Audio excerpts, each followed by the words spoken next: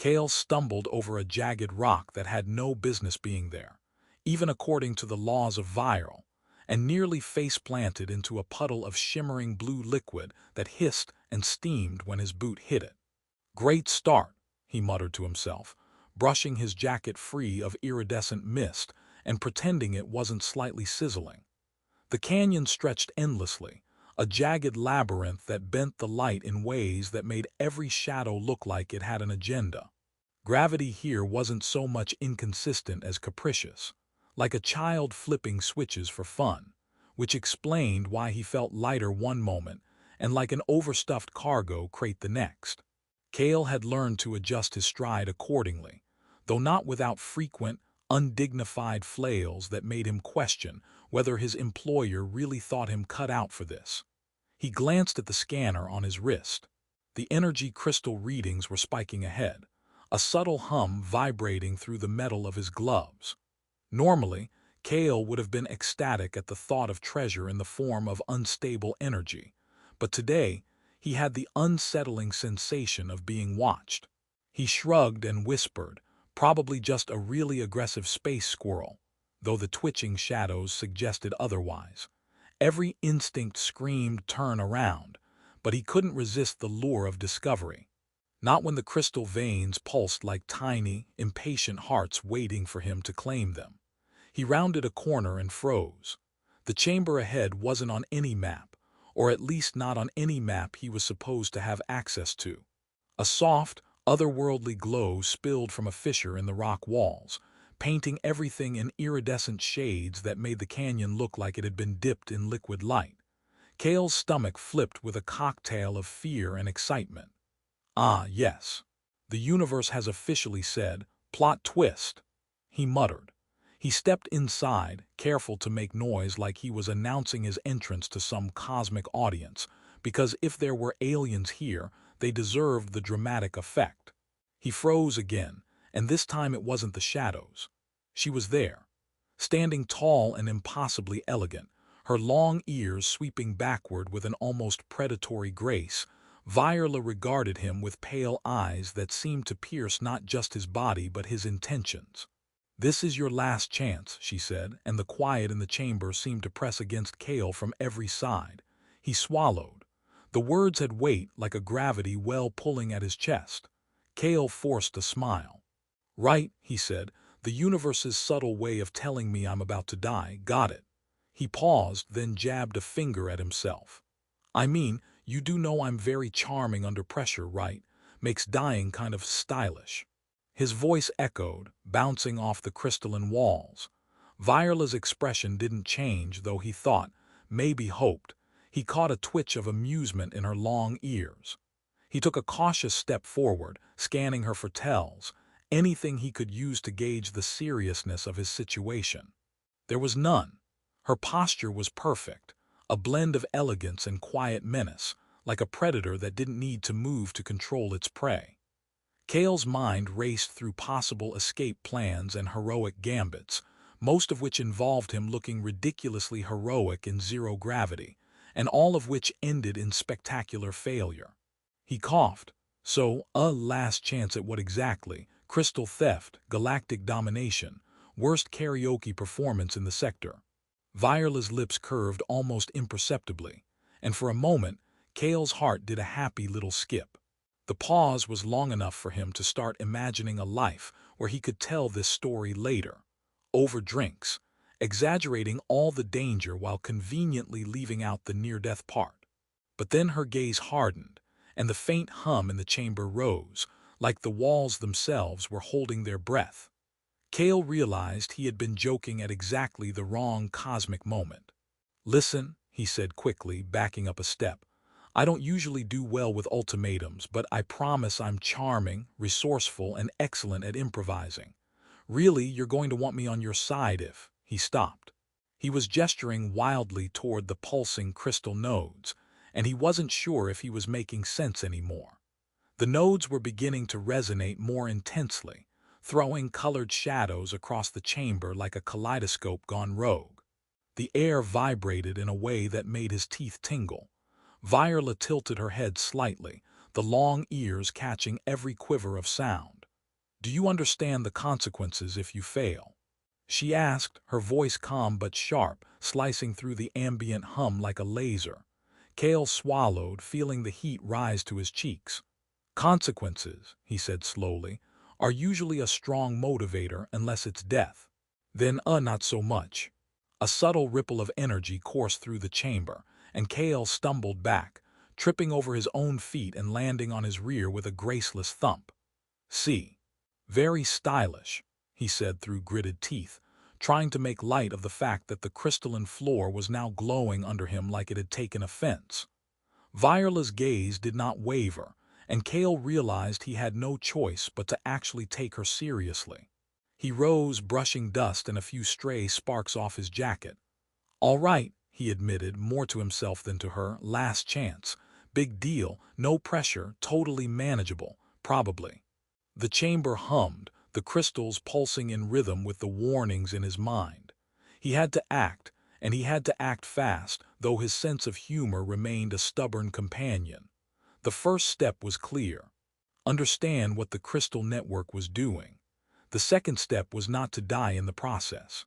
And the third step, well, that was improvisational, relying on every ridiculous skill Kale had ever used to survive a hostile planet, plus a healthy dose of dumb luck. He adjusted his gloves, took a deep breath, and tried to pretend the vibrating floor and the alien woman with the impossibly long ears weren't the most terrifying thing he had ever seen. "All right," he whispered, "let's make this a last chance worth remembering." And with that, Kale stepped deeper into the glowing chamber, the hum of alien energy filling his ears. And for the first time, he truly wondered if his jokes could survive a universe that seemed entirely determined to end him. Kale's hands hovered over the glowing control panels, his fingers trembling slightly, partly from excitement, and partly from the growing realization that he had no idea what half these controls did. "All right, remember," he muttered to himself, "if this blows up, it's technically not my fault. Also, try not to panic. Definitely try not to panic." The panels pulsed with energy, each node reacting to his presence like a living creature, and the room thrummed with a low, almost musical vibration that made the hairs on the back of his neck stand on end. Viola watched from across the chamber, her long ears twitching with every move he made. She made no effort to stop him, her eyes assessing, calculating, like she was reading a book written in a language humans weren't supposed to understand. Kale swallowed and tried a joke, pointing to one of the pulsing nodes. "So, what does this button do? Does it make coffee or just explode the universe? I lose track." Viola's lips twitched, almost a smile, and Kale felt a surge of pride. Either he was funny or she was dangerously amused. He chose to believe it was him. He cautiously pressed a sequence of controls, and a holographic projection shimmered to life in the center of the chamber. Floating above it were intricate diagrams of distant star systems, connected by luminous threads of energy that arced like living lightning. Kale blinked. "Well," he said, "I guess that's not subtle." The energy threads pulsed with a rhythm that seemed almost alive, and Kale felt an odd tug in his chest, like the network was aware of his presence, evaluating him, testing him. Viola's voice cut through the hum. "Do you understand the magnitude of what you are touching?" Kale jumped slightly. "Magnitude? Oh, sure. Massive, tremendous, galactic-level magnitude. I'm all over it, totally in control." He tried to sound confident, though his knees wanted to betray him by knocking together like percussion instruments. "I've played plenty of video games," he added. "I've totally got this handled." Her ears twitched again, and Kale realized she wasn't just observing him. She was studying him, like some interstellar psychologist taking notes in her head. "Your species relies too heavily on humor," she said, and Kale blinked. "What?" She tilted her head slightly, the long ears catching the low vibrations in the room. "It is a defense mechanism," she explained, "but not always sufficient." Kale grinned. "Right. Well, good thing I brought a spare one. Defense mechanism, I mean.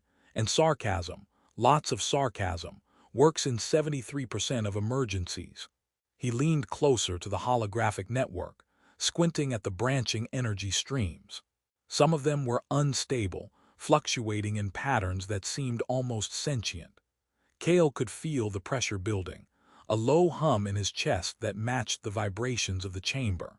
"Okay," he whispered, "so some of these lines are dangerous, others might be useful, and I have no manual. Fantastic." He pressed another sequence, and a ripple of energy shot up a node, causing a small shockwave that made his hair stand on end. "Yep, just as I suspected," he said, grinning through the mild panic. "That one hates me personally." Viola's voice was calm, almost amused. "You are learning quickly." Kale blinked. "Learning quickly." He gestured at the sparking node. "I nearly vaporized myself. That's not learning, that's mostly luck and a highly questionable understanding of physics." She didn't respond immediately, and Kale took the silence as either disapproval or admiration. Either was fine. "Or maybe both," he added quickly. "Hours, or at least it felt like hours, though Violian time made human time irrelevant, passed with Kale manipulating the nodes, rerouting energy flows, and narrowly avoiding minor explosions that made the chamber smell faintly of ozone. He kept talking, mostly to himself, throwing in jokes about cosmic paperwork, interstellar janitorial duties, and the unreasonably judgmental long-eared alien standing silently behind him. Viola occasionally made a sound, a subtle exhalation that Kale interpreted as laughter, or maybe sighing. He didn't care which. Eventually, the network stabilized partially, glowing softly rather than thrumming dangerously. Kale exhaled, leaning against a console with the grace of someone who had survived an unplanned zero-gravity acrobatics course. "I did it," he whispered. "Mostly, sort of. Well, it's alive and it hasn't eaten me yet. Victory." Viola's gaze swept over the network, her long ears twitching rhythmically. "You have potential," she said. "Potential and audacity." Kale grinned. "Audacity I've got in spades, potential, well, thank you. That's very encouraging, I think." She moved closer, the hum of the network reflecting in her pale eyes. "Your species surprises me," she said. Kale tried to respond with a joke. "That's kind of our thing, humans. Unpredictable, mildly heroic, excellent at sarcastic commentary in the face of danger." Viola's ears twitched, almost in laughter, and Kale felt a small surge of victory. Somehow, he had managed to humanize himself in the eyes of a species that could probably dismantle him with a thought. Then came the real test. The energy network had subtle flaws that could cascade into catastrophic failures if left uncorrected. Kale realized that what he had stabilized was temporary, a fragile equilibrium. He would need to trust Viola's guidance, understand her intentions, and act with precision he wasn't sure he possessed. He swallowed and muttered, "All right, teamwork. Weird alien, long ears, zero gravity, maybe uncontrolled energy network, we can do this. Probably, maybe." Viola stepped beside him, her presence calm yet powerful, and for the first time Kale felt a strange reassurance. She wasn't a threat, at least not entirely. "We proceed," she said. Kale nodded. "Yes, proceed. Let's make sure the universe doesn't hate me today." The chamber vibrated with low energy pulses as Kale and Viola moved in tandem, a precarious dance of human improvisation and alien precision. Sparks flared, holographic threads shimmered, and Kale kept up a running commentary. Jokes about interstellar bureaucracy, complaints about alien architectural design, and occasional grumbles about his own coordination. Viola's ears flicked with subtle amusement, her silence punctuating the humor with a quiet gravity that kept Kale's focus sharp. By the end of the session, the network was partially under control, enough that Kale could catch a breath, though the hum in his chest suggested the challenge was far from over. He turned to Viola, trying to sound more confident than he felt. "Well, that wasn't catastrophic, mostly, I think, so yeah, progress." Viola's pale eyes studied him, and the faintest smile crossed her lips. "You are unlike any human I have encountered," she said. Kale bowed dramatically, wincing at the lack of gravity support. Thank you, I aim to be unforgettable." He gave a nervous chuckle, his usual humor acting as both shield and bridge, and realized that while the stakes were astronomically high, the partnership, awkward, tense, and full of sarcasm, was beginning to take shape. Kale crouched over the final energy node, sweat trickling down his temple despite the zero-gravity hum of the chamber. The network had been stabilized enough to prevent immediate catastrophe, but one wrong move now could turn it into a chain reaction capable of obliterating half a star system. "All right, universe," he muttered, fingers poised over the controls. "Let's see if you like human stubbornness and bad jokes." The holographic threads writhed like living snakes, some glowing hotter than others, and Kale realized the situation demanded focus he had rarely mustered outside of emergency karaoke sessions. Viola's long ears flicked with an almost imperceptible rhythm, her pale eyes sharp, yet tinged with patience. "You must decide," she said calmly. "The choice is yours." Kale blinked. "Choice?" he asked, voice trembling with nervous humor. "Right, yeah, classic choose wisely or die moment. Got it. Well, this seems familiar, except with more interstellar fireworks and less applause." He studied the nodes, mapping out the patterns in his head, the failures and the barely contained surges of energy. One path would allow him to extract the crystals for his employer, riches, accolades, and a lifetime supply of smug satisfaction, but it would destabilize the network elsewhere.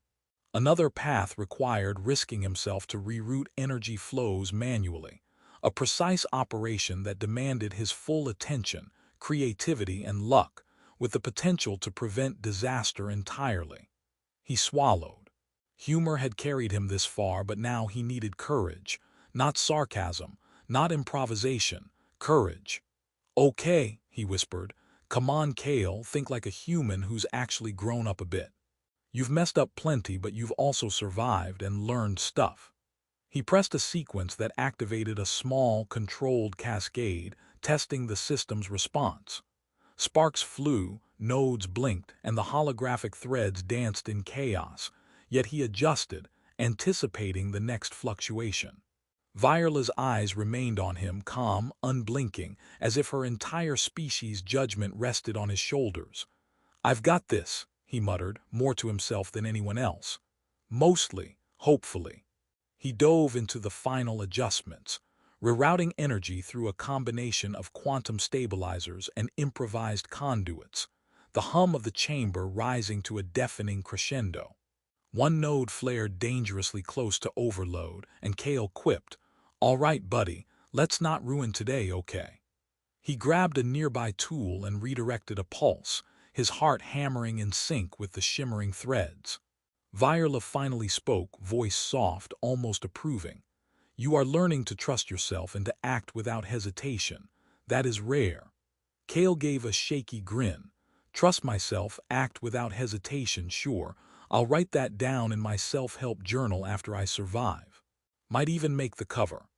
The node stabilized, then another, and gradually the network shifted into a calm, flowing pattern, no longer threatening, but humming with contained energy like a universe that had been held in check by sheer willpower. He leaned back, exhausted, feeling every ounce of adrenaline leaving his body. "Okay," he said breathlessly, that didn't kill me, and everything's not exploding. Yay me." Viola's ears twitched, a subtle movement that Kale interpreted as the alien equivalent of a slow clap. "You have acted with courage, wit, and a measure of humility," she said. "These qualities make you unusual among humans." Kale laughed softly, a mixture of relief and disbelief. "Unusual is my middle name. Well, actually it's John, but we can work with unusual for dramatic effect." The chamber dimmed as the network settled, and Kale noticed the energy threads now radiated gentle pulses instead of chaotic spikes. He looked at Viola, finally feeling something like trust between them, something he hadn't expected from a being who could erase him with a thought. "So we did it," he said, shrugging, "and no one exploded, including me. Definitely a first." Viola stepped closer, her long ears twitching with subtle amusement. "You have changed," she said. "You understand risk, but also responsibility. Humor is not just a shield, it is a bridge. Kale smiled, thinking of all the sarcastic commentary, the nervous quips, the clumsy heroics that had carried him through. He realized she was right. His humor had opened space for him to think clearly, to act decisively, and to survive while retaining his humanity. He allowed himself a small bow, clumsy in the gravity-shifting room. Well, if surviving the end of half a star system isn't character growth, I don't know what is. Also, I get to keep my eyebrows, which is nice. Viola's ears flicked, and he swore there was genuine amusement in her gaze. You are worthy, she said. Not merely for survival, but for your choices. This is rare. Kale exhaled, a strange mix of relief, pride, and lingering disbelief washing over him. The network hummed gently, the chamber's lights dimmed to a calming glow, and he felt a sense of balance he hadn't expected to find. All right, universe, he muttered, lesson learned. Humility, courage, humor, and maybe don't ignore long-eared aliens with ominous warnings. Got it. Viola turned to the network, her presence commanding yet serene. The network is stabilized, and the energy is contained. You have completed your task. Kale gave a small, theatrical salute. Mission accomplished, mostly alive. Bonus. I get to tell everyone about the sarcastic alien lady who didn't immediately vaporize me. Epic storytelling material. He glanced back at her, the chamber now quiet, save for the soft pulse of contained energy. So, partnership maybe, friendly terms. Viola inclined her head slightly, the long ears twitching in approval. We shall see, she said, voice calm, though the faintest edge of a smile touched her lips. Kale grinned, realizing that some mysteries were best left open-ended,